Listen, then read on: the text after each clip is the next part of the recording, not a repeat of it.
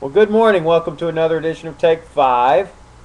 Something happened the first time, but you're not watching that one, so I got to do this again. But this is going to be a short lesson today, but a very powerful one, a very good one. We're in Mark chapter 8, and I've got to back up because I already read it, actually, to a computer that was not recording me.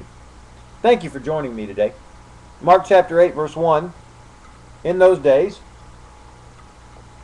when again a great crowd had gathered, and they had nothing to eat, he called his disciples to him and said to them, I have compassion on the crowd because they have been with me now 3 days and have nothing to eat.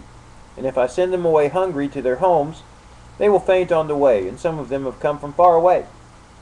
And his disciples answered him, How can one feed these people with bread here in this desolate place? And he asked them, How many loaves do you have? They said 7.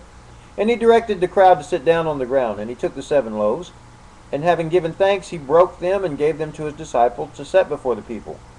And they set them before the crowd. And they had a few small fish, and having blessed them, he said that these also should be set before them. And they ate, and were satisfied. And they took up the broken pieces left over, 7 baskets full, and there were about 4,000 people. And he sent them away, and immediately he got into the boat with his disciples, and went to the district of Dalmanutha. All right.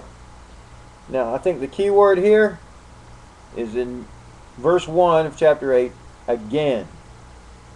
Because this looks really familiar, doesn't it?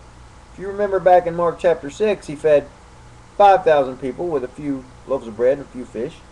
Now, he's got a crowd again in the same situation. They're hungry. He doesn't want them to starve, doesn't want them to pass out on the way home.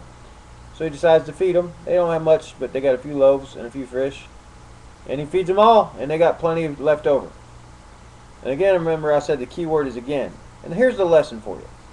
Maybe you think God did something great once in your life, but he's not going to do it again. Yeah, he could do it again.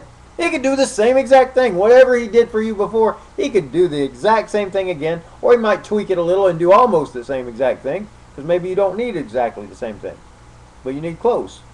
They didn't need quite as much food. They didn't have quite as many people to feed, but he got the job done, right? And he did the same thing. He fed this, he did the same miracle basically again. And God can do it again for you. So don't think that just, maybe, you might think, well, when I was younger, God did all kinds of awesome things through me, but now I'm older and God's not going to do anything anymore. No, no, no, no, no. He can do it again. He can keep doing it again and again and again and again. Again, that's a great word. That's your word for the day. Again. But just because God did it once doesn't mean he won't do it again. Matter of fact, he will do it again. And you be watching for it. Come back tomorrow for the next edition of Take 5.